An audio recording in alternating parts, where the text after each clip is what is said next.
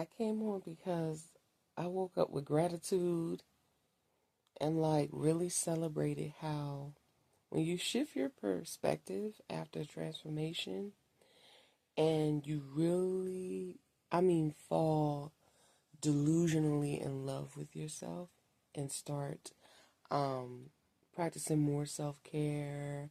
And even after a time of rebuilding, reaching a certain level of high self care, one thing all of the sacrifices and betrayal will teach you, once you know you've reached that place of or point of completion of a cycle, especially a karmic one, or that dark night of the soul, you will realize that every single person, place, or thing that ran from or abandoned you blessed you.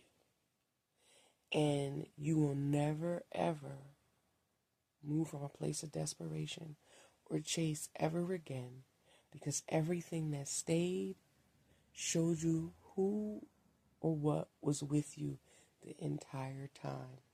And anyone who has made a mistake will turn back and correct it immediately. And those who take a long time to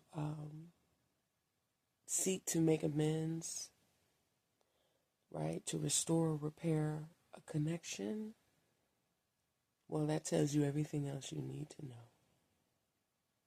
And also what people do out of their anger.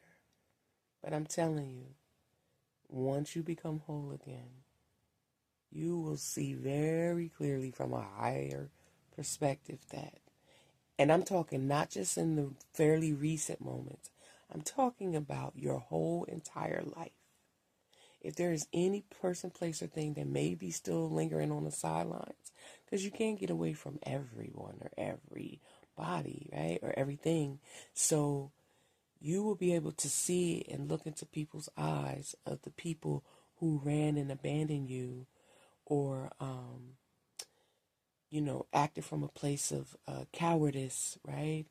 Because they were tightly holding on to their ego, their reputation, their image, and they couldn't afford to associate with you because others labeled you as chaos, messy, right? Their glass house was too fragile to let you in. But then they only later found out that you weren't in no man's land. You were actually in paradise. And they missed their opportunity.